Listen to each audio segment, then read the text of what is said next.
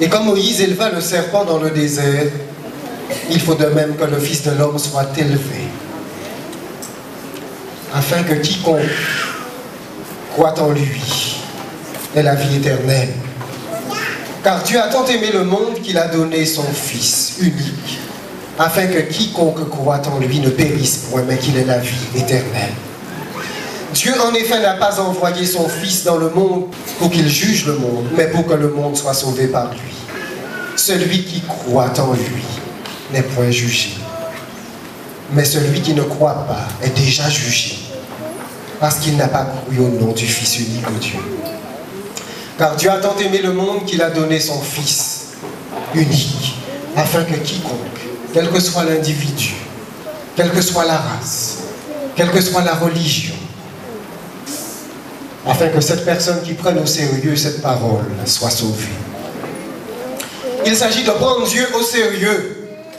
Il s'agit toujours de prendre Dieu au sérieux. Et aujourd'hui, le titre de mon message, la promesse d'un paradis, conduit à la même conclusion. Il s'agit de prendre Dieu au sérieux. Dans le livre de Jean, chapitre 14, versets 1 à 3, Jésus vient d'annoncer son départ. Et le cœur des disciples est gros. Ils sont attristés. Jésus s'en va. Ils sont troublés. Et alors Jésus leur dit que votre cœur ne se trouble point. Croyez en Dieu. Et croyez en moi. Il y a plusieurs demeures dans la maison de mon Père. Si cela n'était pas, je vous l'aurais dit. Je vais vous préparer une place. Et lorsque je m'en serai allé, et que je vous aurai préparé une place, je reviendrai. Et je vous prendrai avec moi, afin que là où je suis, vous y soyez aussi. Croyez en Dieu et croyez en moi. Jésus place cette déclaration, cette parole profonde, parole de notre espérance chrétienne. Jésus place cette parole sur la base de la foi. Croyez en Dieu, faites confiance à Dieu. Croyez en moi, faites-moi confiance. Faire confiance à quelqu'un, c'est le prendre au sérieux. Faire confiance à quelqu'un, c'est compter sur ce qu'il dit. C'est croire ce qu'il dit. C'est agir en fonction de ce qu'il dit. C'est le prendre au sérieux. J'en reviendrai. Attends-moi, fais-moi confiance. Je reviendrai. La foi, voilà ce qui nous ouvre le ciel. La foi, voilà ce qui nous ouvre la vie éternelle. Dieu n'a point basé le salut sur les sentiments, car il varie. Il varie du tout au tout. Aujourd'hui, on se sent bien, on se sent sauvé, et demain, on se sent perdu. Dieu a basé le salut sur la confiance en ce qu'il dit. La foi, croyez en Dieu et croyez en moi. L'apôtre Pierre, dans sa deuxième épître au chapitre 3, déclare: mais nous attendons, selon sa promesse, de nouveaux cieux et une nouvelle terre où la justice habitera. Nous attendons parce qu'il l'a dit. Voilà pourquoi nous attendons. Il nous l'a promis. Il nous l'a assuré. C'est vrai, cela se fera. Nous attendons. Et parce qu'il l'a dit, alors nous attendons. Nous avons confiance en lui. Nous avons foi en lui. Toute la Bible nous présente des croyants qui ont confiance en ce que Dieu dit. Et parce qu'ils ont confiance, ils agissent en fonction de cette confiance. Le peuple de Dieu de la fin est le peuple de la foi. Non seulement il est le peuple de l'attente, le peuple de l'advent, d'où vient le mot adventiste, c'est-à-dire le peuple qui attend le Seigneur. Mais c'est le peuple de la foi, peuple qui a confiance, peuple qui base sa vie sur la parole de Dieu. C'est par la foi qu'Abraham, lors de sa vocation, obéit est parti pour un lieu qu'il devait recevoir en héritage. Dieu parle. Dieu dit à un homme qui a tout. Dieu dit à un homme que la vie a béni abondamment. Laisse ce que tu as. Pars, quitte ton pays, ta patrie, ta famille, et va vers l'endroit, le pays que je te montrerai. C'est Dieu qui parle. Que va faire Abraham? Il va faire confiance. N'allons pas trop vite dans l'obéissance. Nous voulons toujours aller rapidement. Non, Abraham écoute Dieu. Est-ce Dieu qui parle? Est-ce sa voix? Oui, c'est la voix de mon Dieu. C'est mon Dieu qui parle. J'ai confiance en lui. Et comme c'est lui qui a parlé, ce qu'il me dit, je le ferai. La confiance, c'est par la foi qu'Abraham, lorsque Dieu l'appelle, lorsque Dieu lui adresse sa vocation, qu'Abraham obéit et part. Voilà cette véritable foi qui pousse à agir, la confiance en ce que Dieu dit. Dieu dit qu'il a donné son Fils afin que quiconque croit en lui ait la vie éternelle. Il suffit de s'appuyer sur cette parole, de la chérir et de la graver dans son cœur.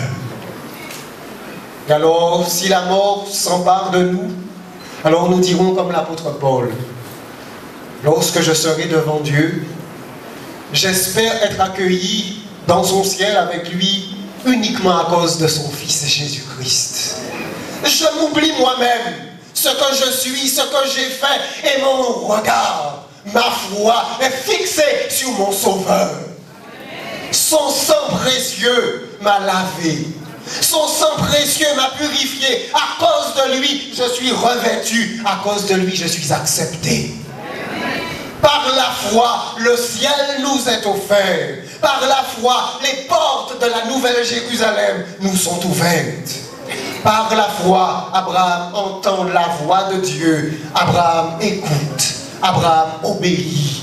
Abraham fait confiance. Par la foi qu'il partit, sans savoir où il allait. Mesdames et messieurs, voilà la foi. C'est faire confiance à Dieu. C'est répondre quand il vous appelle, parce que vous lui faites confiance. Que vous réservera l'avenir, nous n'en savons rien. Ni vous ni moi, mais nous lui faisons confiance. Nous devons lui faire confiance. Que sera demain, je ne sais.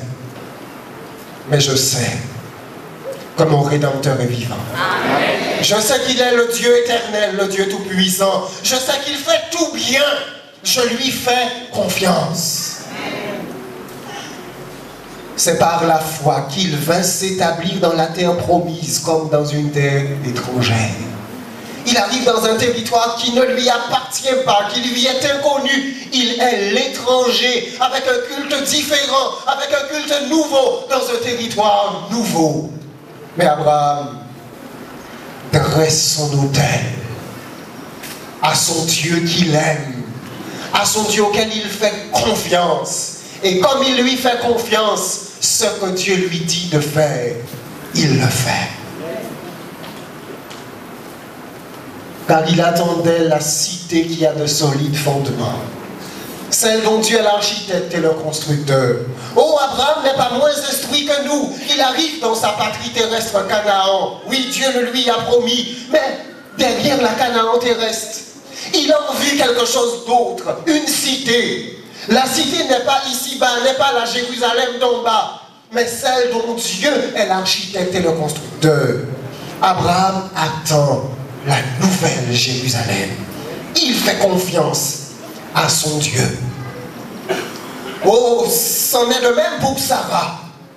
Au départ, elle a quelque peu douté lorsque Dieu lui a dit à elle, une femme bien âgée, une femme qui n'a plus ce qu'ont les femmes à un certain âge, Dieu lui dit, ta femme aura un fils, elle enfantera. Et alors Sarah va croire en cette parole. C'est par la foi que Sarah elle-même, malgré son âge avancé, fut rendue capable d'avoir une postérité. Pourquoi? Parce qu'elle courut. Elle courut quoi? Elle crut à la fidélité de qui? De celui qui avait fait la promesse. Elle croit quoi en Dieu? Elle croit que Dieu est fidèle. C'est la foi qui vous fait obéir aux lois de Dieu. C'est la foi qui vous donne la patience. Lorsque vous êtes tenté de désobéir à Dieu par rapport à son sabbat, c'est la foi en sa fidélité qui vous fait dire, Seigneur, je ne sais pas pour demain, mais je t'aime et je te fais confiance. Je crois en ta fidélité. Parce que tu l'as dit, je le crois. Alors j'obéis à ce que tu me dis. Mais l'incrédulité vous fait dire, je ne trouverai pas d'issue. Personne ne me viendra en aide. Alors je vais me débrouiller. La foi conduit toujours à obéir à Dieu. Et la preuve du manque de foi, ce sont les commandements de Dieu. C'est parce que l'on manque de foi que l'on ment. On n'a pas confiance que Dieu pourra nous venir en aide. C'est parce que l'on manque de foi que l'on vole. Parce qu'on ne croit pas que Dieu a tout et qu'il est capable de nous donner tout ce dont nous avons besoin. C'est parce que l'on manque de foi, eh bien que l'on s'attache à quelqu'un qui ne craint pas le Seigneur. Parce qu'on doute que le Seigneur connaît notre vie et qu'il agira en temps opportun. C'est par manque de foi. Elle crut à la fidélité de celui qui avait fait la promesse. Dieu, le Dieu de toute éternité, le Dieu fort et puissant, le Dieu miséricordieux est aussi le Dieu fidèle. Il ne déçoit pas, il ne déçoit jamais. Les élus, lorsqu'ils seront sur la Nouvelle Jérusalem, jetant leur couronne à ses pieds, avouant que Dieu est fidèle. Faites-lui confiance. Laissez-le conduire votre vie. Faites-lui confiance et faites tout ce qu'il vous dira. Lorsque Jésus était dans cette noce à Cana, Marie a dit, faites tout ce qu'il vous dira. Faites-lui confiance. C'est dans la foi qu'ils sont tous morts, sans avoir obtenu les choses promises. Dieu avait-il failli à sa promesse? Ils sont tous morts, ils n'ont pas vu ce que Dieu leur avait promis. Mais ils les ont vus et salués de loin. Dieu est fidèle. Ce que Dieu a dit, cela s'accomplira, reconnaissant qu'ils étaient étrangers et voyageurs sur la terre. Ceux qui parlent ainsi montrent qu'ils cherchent une patrie. Et nous allons parler de patrie ce soir. Oh, s'ils avaient eu en vue celle d'où ils étaient sortis, ils auraient eu le temps d'y retourner, mais maintenant, ils en désirent une meilleure, c'est-à-dire une céleste. Et c'est pourquoi Dieu n'a pas honte d'être appelé leur Dieu, car il leur a préparé une cité. Mesdames et messieurs, dans ce monde, il y a deux raisonnements. Un raisonnement d'en bas et un raisonnement d'en haut. Le raisonnement d'en bas vous conduit à considérer les choses de cette vie comme les meilleures qui soient. À vous battre pour elle, à lutter pour elle, à mentir pour elle, à tuer pour elle, à faire du mal pour elle. Ça, c'est un raisonnement d'en bas. Satan tend aux hommes une couronne et ils se battent pour s'en accaparer. Mais il y a un autre raisonnement qui nous conduit à considérer les choses d'en haut, ce que Dieu prépare à ceux qui lui font confiance. Dieu nous a promis une cité. Oh, quelle cité! Cité extraordinaire et de bonheur. Lorsque le Seigneur reviendra, lors de la première résurrection, les élus seront dirigés vers cette cité nouvelle, vers cette nouvelle Jérusalem, patrie des élus. Alors nous venons de le voir tout à l'heure. La mer rendra les morts qui sont en elle. Le séjour des morts rendront les morts qui sont en eux. Tout le monde, les méchants, ceux qui n'auront pas couru. Et qui, parce qu'ils n'auront pas couru, n'auront pas obéi, ceux-là seront jugés. Et ils n'auront pas droit à la cité de Dieu. Mais alors, Jean nous dit, je vis un nouveau ciel. Après la période des 1000 ans, tout est restauré. Un nouveau ciel et une nouvelle terre. Cette terre, ce globe sera régénéré. réalisé à nouveau, reconstruit, car le premier ciel et la première terre avaient disparu et la mer n'était plus. Et je vis descendre du ciel, d'auprès de Dieu, la ville sainte, la nouvelle Jérusalem, préparée comme une épouse qui s'est parée pour son époux. La nouvelle capitale de l'univers, Jean Lafroy qui descend. Oh, le langage n'est pas suffisant pour décrire cette merveille. Le langage n'est pas suffisant pour décrire la patrie des élus, le centre de l'univers. Mais alors, j'entends, au verset 3 du chapitre 21, j'ai entendu du trône une forte voix qui disait, « Voici le tabernacle de Dieu avec les hommes. Il habitera avec eux et ils seront son peuple.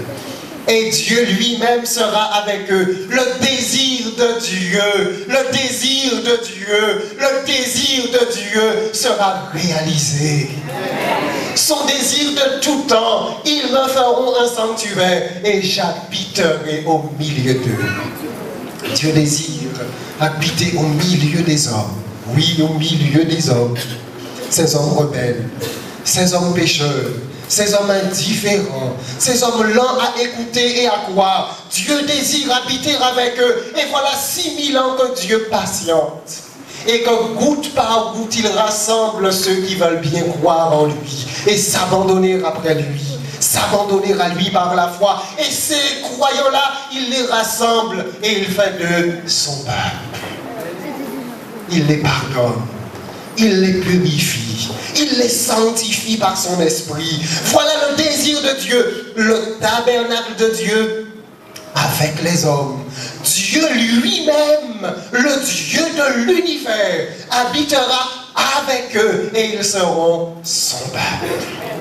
Depuis le début de ces conférences, je n'ai cessé de vous dire, choisissez Dieu. Choisissez le peuple de Dieu. Prenez Dieu au sérieux. Croyez en lui. Placez-vous de son côté. Le ciel est un endroit réel. Le ciel est un endroit merveilleux. Le ciel est un endroit où il fera bon vivre. Le ciel sera le début de la vie réelle. Ce que nous vivons ici-bas, nous végétons. La vraie vie commencera bientôt. Cette vie-là, lorsque les troubles qui viennent et qui seront de courte durée, lorsqu'ils se termineront, alors la vraie vie commencera enfin. En Apocalypse 21, verset 4, la parole de Dieu déclare, Dieu, il essuiera toutes larmes de leurs yeux. Plus de souffrance, plus de raison de gémir et de pleurer, et la mort ne sera plus. Et il n'y aura plus ni deuil, ni cri, une vie sans mort, une vie éternelle, une vie sans fin. Voilà ce que Dieu réserve à ceux qui l'auront pris au sérieux. Voilà ce que Dieu réserve à ceux qui lui auront fait confiance. Non pas une éternité de souffrance, mais une éternité de jeunesse, une éternité de joie. Il n'y aura là ni douleur, car les premières choses ont disparu. Disparu, disparu pour toujours. Les premières choses que nous connaissons, que nous voyons à répétition, auront disparu. Toutes ces choses auront disparu. La souffrance, les enfants malades auront disparu. Notre monde de pollution aura disparu. Toutes ces choses ne seront plus. Une cité qui nous est promise. Croyez en Dieu, dit Jésus. Faites-moi confiance. Faites confiance à Dieu. Faites-moi confiance. Je reviendrai. Et je vous prendrai avec moi, afin que là où je suis, vous y soyez aussi. Le Seigneur a été nous préparer ces demeures qui sont prêtes déjà.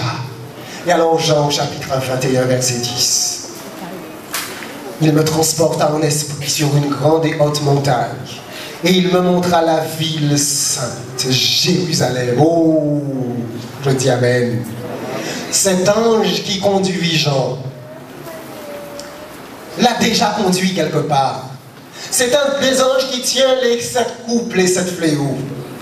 cet ange conduit Jean à voir la ville de Dieu, cette nouvelle Jérusalem. Mais au préalable, il l'a conduit à voir la ville de Babylone, la ville d'en bas, la ville corrompue où s'active aujourd'hui cette grande Babylone d'alliance religieuse, pour nous faire miroiter les choses d'en bas, avec cette vie d'en bas, avec ses péchés et avec sa souffrance. Levons la tête, mes frères et sœurs.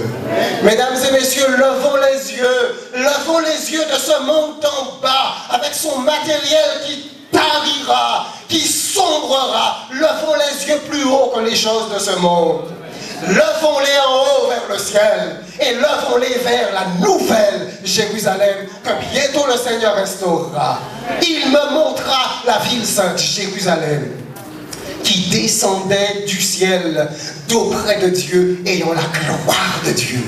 Et alors la nouvelle Jérusalem descend, n'émet une gloire extraordinaire, infinie, que l'œil humain ne peut contempler. Et alors Jean nous décrit cette ville. Chapitre 21, verset 11, son éclat était semblable à celui d'une pierre très précieuse, d'une pierre de jaspe transparente comme du cristal. Voici cette ville avec l'éclat transparent comme celui du cristal. Oh, il y a des gens qui vous disent, oh, tout cela c'est symbolique. Mesdames et messieurs, je ne prendrai pas la peine de répondre à cela. Il n'y a qu'à considérer la manière dont Jean précise cette ville, ses murailles, sa porte, la place de la ville, les arbres qui s'y trouvent. Jean nous fait un descriptif détaillé de cette patrie qui sera bientôt la nôtre. Son éclat, dit-il, celui d'une pierre précieuse, de jaspe transparente comme du cristal. Et alors que cette ville se rapproche, Jean voit ses murailles. Elle avait une grande et haute muraille. Elle avait 12 portes. Et sur les portes, 12 anges et des noms écrits, ceux des 12 tribus. La ville extraordinaire s'amène, un carré parfait, avec 12 portes et devant chaque porte majestueuse, un ange qui sert de garde, qui garde l'accès à cette ville magnifique, cette ville merveilleuse. Jean nous dit, à l'Orient, 3 portes, au Nord, 3 portes, au Midi, 3 portes, à l'Occident, 3 portes. Voilà cette ville extraordinaire qui s'amène. Et Jean fait le détail de la muraille. La muraille de la ville avait 12 fondements, et sur eux, les 12 noms des 12 apôtres de l'agneau. Toute cette ville qui n'est autre que la capitale de l'univers aura jusque dans ses marques le nom des êtres humains. Quel Dieu extraordinaire! La terre n'est pas le seul endroit peuplé que Dieu a créé. Non, Dieu est un Dieu créateur. Dieu est le Dieu de la vie. Dieu aime donner la vie. Or, la Bible nous dit que Dieu fera de ce monde rebelle, cette petite tache de l'univers, Dieu en fera la capitale de son royaume. Extraordinaire. Quel Dieu d'amour est ce Dieu. Dieu se plaît à aimer, Dieu se plaît à sauver, Dieu se plaît à guérir, Dieu se plaît à restaurer. Et voilà cette capitale, cœur de l'univers, porte le nom des 12 apôtres. Nos places y sont, mesdames et messieurs, si nous lui faisons confiance, si nous le prenons au sérieux, si nous le suivons. Suis-moi, dit Jésus. La ville avait la forme d'un carré. Sa longueur était égale à sa largeur. Il mesura la ville avec le roseau et trouva 12 000 stades. La longueur, la largeur et la hauteur en étaient égales. L'ange qui conduit Jean, voyez-vous, comme un architecte a une sorte de maître dans sa main. Il mesure la ville avec Jean et trouve 12 000 stades. C'est à peu près 2218 kilomètres. Mais la ville est un carré parfait, avec 4 côtés. Chaque côté fait donc à peu près 550 kilomètres. Quelle est la distance de la Martinique? On m'a dit ce matin que la Martinique, d'un point à l'autre, fait environ 80 kilomètres. La ville de Jérusalem, dans un de ses côtés, fait au moins 550 kilomètres. Avez-vous remarqué? Mais regardez ce que dit la Bible. La longueur, la largeur et la hauteur en étaient égales. Donc la hauteur aussi, la hauteur est identique à la largeur. Donc vous avez une ville extraordinaire et prodigieuse qui s'élève jusqu'à 550 km de hauteur. La capitale de notre terre, la capitale de cet univers. Dieu fera de la Nouvelle Jérusalem un chef-d'œuvre de bonheur. Et voilà pourquoi la Bible dit que c'est l'épouse de l'agneau parée. Elle est parée parce que les croyants y sont à l'intérieur. Oh, ce n'est pas cette muraille qui fait cette hauteur, mais la ville, avec les constructions qui y sont à l'intérieur, s'élève jusqu'à atteindre la hauteur prodigieuse de 550 km. Il fera bon vivre à Jérusalem. Il fera bon vivre dans cette cité que le Seigneur va nous préparer. Il mesura la muraille et trouva 144 coudées, mesure d'homme, qui était celle de l'ange. La muraille était construite en jaspe et la ville était d'or pur semblable à du verre pur. Voyez-vous cette distance d'environ 64 mètres, c'est la distance du coudé, mesure d'homme. On ne nous dit pas si c'est la hauteur, mais cela est peu probable, ou si ce n'est pas simplement l'épaisseur de cette muraille. Construction extraordinaire et massive. La muraille n'est pas faite en or, mais la muraille est en jaspe. Voyez-vous, ici, dans notre monde, nous utilisons comme matériau le béton. C'est le béton qui est notre matériau de construction, de travail. Mais dans le ciel, le matériau de travail, c'est l'or. Dieu construit avec l'or, les routes sont pavées d'or, et la muraille de la ville avec un matériau extraordinairement précieux. Mesdames et messieurs, un mur de jaspe. La ville était d'or pur, étincelant au soleil, la demeure des élus. En Apocalypse 21, verset 21, Jean fait la description des 12 portes. Les 12 portes étaient 12 perles. La perle est le résultat de la souffrance, vous le savez. C'est ce petit grain de sable qui, au fur et à mesure, va devenir cette perle. Eh bien, cette perle est un symbole parfait de Jésus, n'est-ce pas? Je suis la porte, dit-il.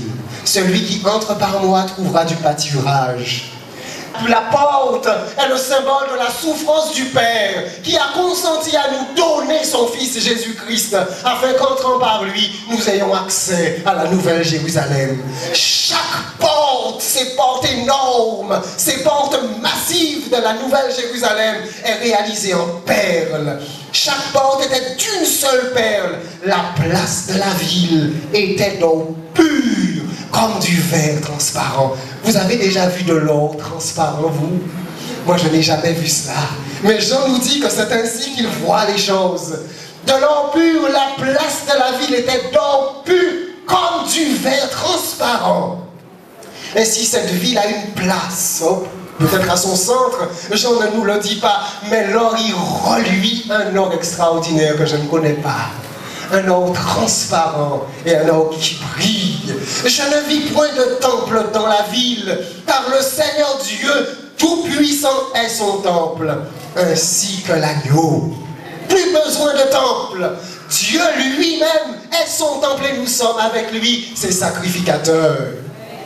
Au verset 23, la ville n'a besoin ni du soleil, ni de la lune pour l'éclairer, car la gloire de Dieu l'éclaire. La gloire de ce Dieu éternel, la gloire de ce Dieu suprême irradie et s'étend jusqu'à toute cette ville glorieuse et magnifique. Et l'agneau est son flambeau. Les nations marcheront à sa lumière, et les rois de la terre y apporteront leur gloire. Ces portes ne se fermeront point le jour, car il n'y aura point de nuit. La ville est constamment irradiée d'une lumière perpétuelle, un jour éternel. Voilà la nouvelle Jérusalem. Quel Dieu extraordinaire. Je reviendrai et je vous prendrai avec moi. En Apocalypse 21, verset 27. Il est dit, il n'entrera chez elle rien de souillé, ni personne qui se livre à l'abomination et au mensonge. Ils n'entreront que ceux qui sont écrits dans le livre de vie. De qui? De qui? De qui? De l'agneau.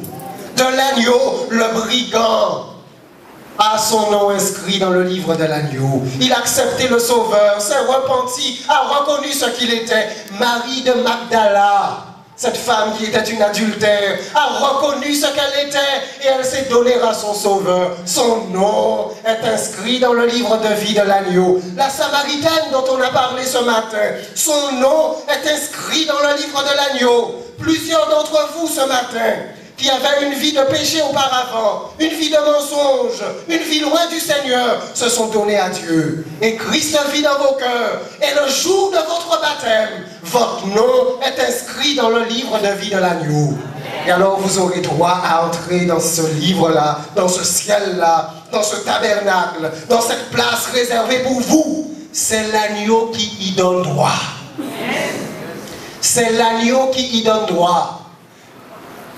Ce brigand avait déclaré à Jésus, « Souviens-toi de moi quand tu viendras dans ton règne. » Quelle avait été la vie de cet homme? Quel avait été son passé à ce brigand?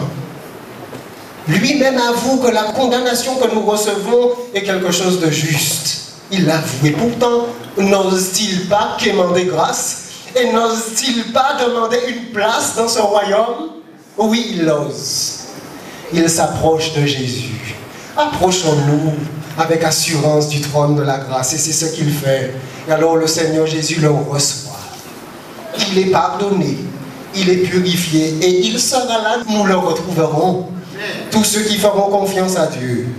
Qui croiront en lui. Qui s'abandonneront à lui. Qui le suivront partout où il va, qui lui obéiront, qui laissera l'Esprit de Dieu les conduire, qui feront confiance à Dieu.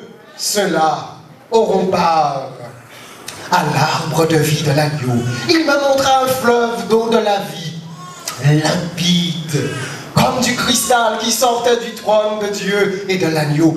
Pureté absolue, au milieu de la place de la ville. Sur les deux bords du fleuve, il y avait un arbre de vie, produisant 12 fois des fruits. Jean a fait la description de l'extérieur de la ville. Maintenant, il commence à faire la description de l'intérieur. Et son regard se pose sur certains éléments, la place de la vie, le courant limpide de ce fleuve d'eau de vie. Maintenant, son attention est attirée par un arbre étrange. Avez-vous remarqué? L'arbre est posé sur les deux bords du fleuve. Comment est-ce possible qu'un arbre, un seul arbre, puisse être posé sur deux bords d'un fleuve? Comment est-ce possible?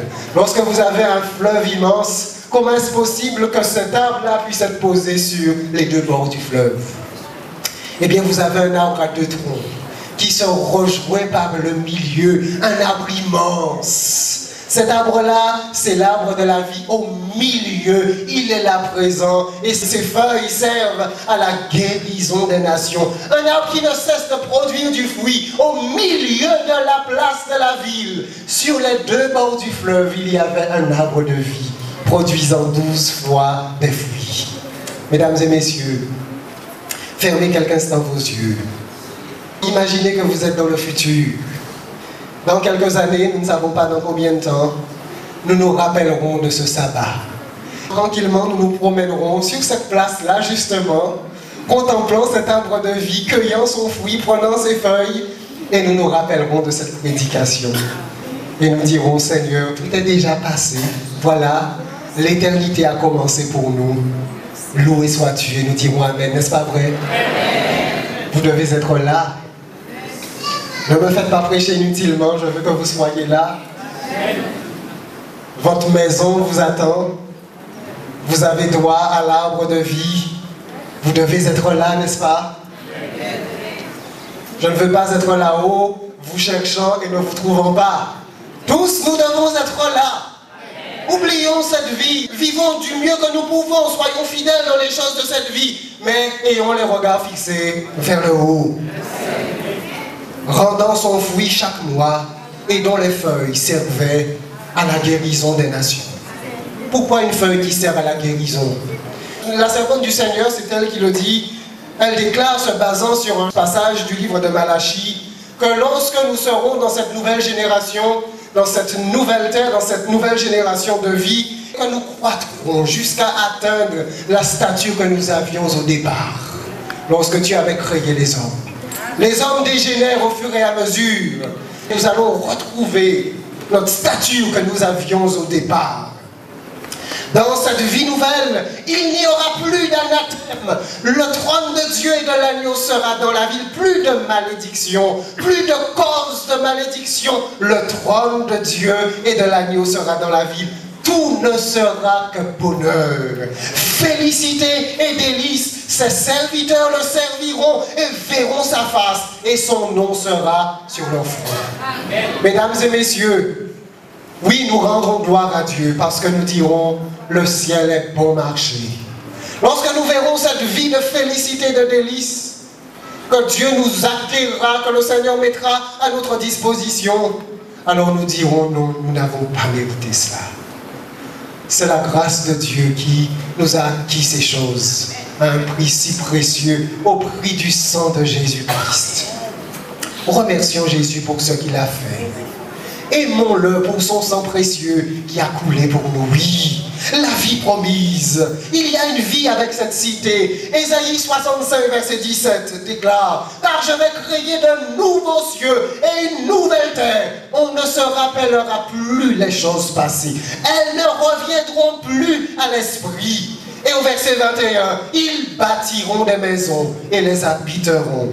Mesdames et messieurs, frères et sœurs, ce passage dans le chapitre 65 du livre d'Ésaïe devait s'accomplir pour l'Israël littéral. Mais malheureusement, ils n'ont pas cru en Dieu. Ils ont rejeté leur sauveur. Ainsi, ce qui devait s'accomplir pour eux s'accomplira pour l'Israël spirituel. Aussi, ce chapitre 65 doit être compris à la lumière de l'éclaircissement que nous avons dans les livres du Nouveau Testament. Ils bâtiront des maisons et les habiteront. Oui, sur cette nouvelle terre, au centre il y aura la capitale, mais toute la terre sera un endroit paisible. Et nous pourrons aller où nous voudrons sur cette terre. Nous habiterons des maisons, nous les construirons, ils planteront des vignes et en mangeront le fruit. Ils ne bâtiront pas des maisons pour qu'un autre les habite, et mes élus jouiront de l'œuvre de leurs mains. Oh, mesdames et messieurs, qui que vous soyez, ne vous laissez pas abuser par Satan. Ne vous laissez pas tromper par lui. Il vous fait miroiter ces carcasses d'aujourd'hui. Il vous fait miroiter ces faux trésors de bas de gamme d'aujourd'hui. Et il vous dit, je t'offre cela. Mais en échange, vous perdez ce que Dieu vous a déjà réservé et qui vous appartient dans le royaume des cieux. Ne l'écoutez pas, ne soyez pas séduits par ces fausses propositions. Faites confiance à Dieu. Faites confiance à Dieu, croyez en lui, servez-le, obéissez-lui. Ils ne travailleront pas en vain et ils n'auront pas des enfants pour les voir périr, car ils formeront une race bénie de l'Éternel et leurs enfants seront avec eux. Les enfants, vous entendez cela? Les jeunes, vous entendez cela? C'est là que vous devez être. Non pas dans les bandes de gauche et de droite. Vous aussi faites confiance à Dieu. Croyez en lui. Vous n'êtes pas trop petit. Croyez en lui. Dites-lui de venir habiter dans votre cœur. Faites-lui confiance. Les enfants seront là présents. Oh, chers enfants, vous allez gambader sur les vertes pelouses avec les feuilles qui ne se fanent jamais. Vous allez cueillir des fleurs qui ne se fanent jamais, aux senteurs parfumées qui éblouiront, qui agréeront votre atmosphère. Et vous serez toujours en sécurité. Même les animaux jouiront une vie de bonheur. Dieu ne fait rien à demi, il fait tout de manière parfaite. Ésaïe 11, verset 6 déclare: le loup habitera avec l'agneau. Vous avez déjà vu cela, vous? Et la panthère se couchera avec le chevreau. Le veau, le lionceau et le bétail qu'on engraisse seront ensemble. Et un petit enfant les conduira. Voilà la vie que le Seigneur prépare. Il n'y a pas d'agressivité dans cette vie. Même les animaux sont paisibles. Une vie de bonheur. La vie que nous connaissons ici-bas, c'est le royaume de Satan. Et la vie telle qu'elle est aujourd'hui est le résultat de son principe de vie. Non, laissons cela de côté. Choisissons Dieu. Choisissons la confiance en lui. Choisissons l'obéissance à sa loi, qui est une loi d'amour. Et c'est cette loi qui règle et qui règne dans la vie qu'il nous promet. La vache et l'ours auront un même pâturage, leurs petits un même gîte, et le lion comme le bœuf mangera de la paille. Des lions qui mangent de la paille. Si ce n'était la parole de Dieu qui le disait, je ne l'aurais pas cru. Mais quand ça vient de la parole de Dieu, alors je dis Amen. Et je prends au sérieux. Oui, ils seront herbivores. Ce ne seront plus des carnivores. Une ère nouvelle va commencer. Veuille le Seigneur faire que tout cela arrive bien vite, oui. Le nourrisson s'ébattra sur l'antre de la vipère. Et l'enfant sevré mettra sa main dans la caverne du basilic. Et au verset 6 et 9, et la panthère se couchera avec le chevreau. Il ne se fera ni tort, ni dommage sur toute ma montagne sainte. Voilà la vie que le Seigneur réserve. Une vie merveilleuse, une vie harmonieuse, une vie de bonheur pour les hommes, pour les animaux. Dieu ne fait absolument rien à demi. Il fait tout de manière parfaite. Dans cette vie, il y aura aussi le temps de l'adoration. Mesdames et messieurs, il n'y aura plus de mer. La Bible le dit. Car comme nous sommes en Ésaïe, chapitre 66, verset 22, car comme les nouveaux cieux et la nouvelle terre que je vais créer subsisteront devant moi, dit l'Éternel, ainsi subsisteront votre postérité et votre nom. Au verset 23, à chaque nouvelle lune et à chaque sabbat, toute chair viendra se prosterner devant moi, dit l'Éternel. Au cours de la semaine, nous vaquerons sur toute la terre à nos occupations. Et alors le sabbat sera un grand jour de rassemblement. Et nous viendrons acclamer notre Dieu. Nous viendrons l'adorer. Nous viendrons lui rendre gloire. Nous viendrons dire oui, tu es digne de régner. Parce que tu as créé toutes choses. Nous dirons à Jésus, oui, tu es digne de régner parce que toi, tu as donné ta vie. Tu nous as rachetés et nous t'appartenons entièrement. Mesdames et messieurs, cette vie sera une vie de bonheur, telle que nous aurons jamais connue. Oh, il ne faut pas rater cela. Et je terminerai avec ce dernier passage.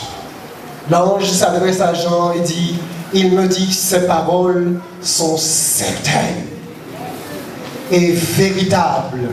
Et le Seigneur, le Dieu des esprits des prophètes, a envoyé son ange pour montrer à ses serviteurs les choses qui doivent arriver bientôt. Et voici, je viens bientôt. Heureux celui qui garde les paroles de la prophétie de ce livre. Garder signifie chérir précieusement comme un trésor. Vous savez, mesdames, lorsque votre fiancé qui est en métropole vous dit « Je reviens, voici la lettre que je te donne, garde-la précieusement », eh bien, vous chérissez cette lettre-là. Et si elle est parfumée, eh bien, vous la mettez à côté, vous la chérissez. C'est ça le sens de cette parole.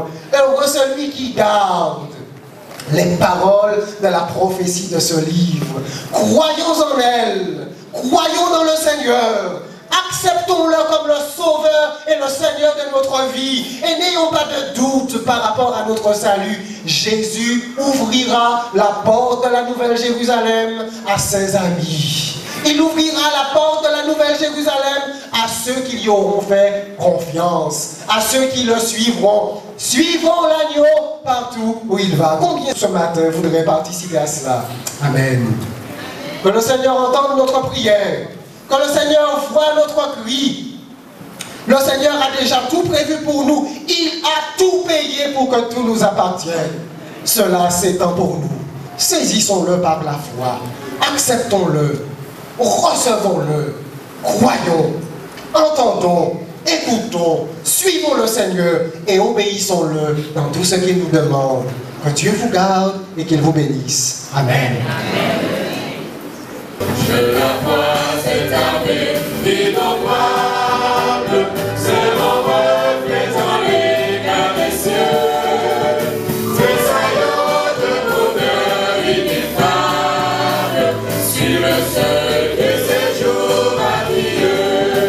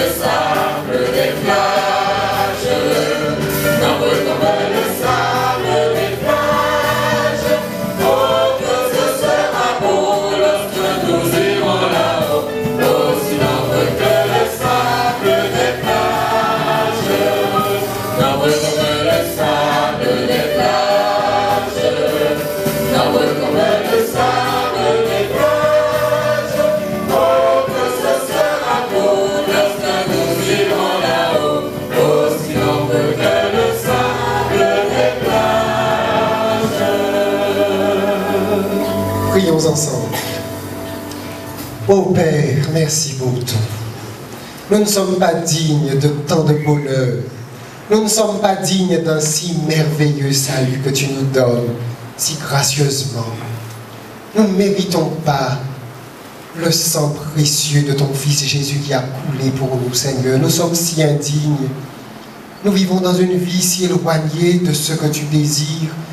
Nous sommes si plongés dans une grande indifférence à l'égard de ta vérité, à l'égard de ta volonté. Nous t'aimons si peu, Seigneur, et pourtant, nous voyons encore ce que tu nous réserves et que tu nous prépares dans ton amour si grand, si ineffable. Ô Seigneur, merci pour tout. Seigneur, oui, nous voulons t'offrir nos vies. Oui, nous te faisons confiance.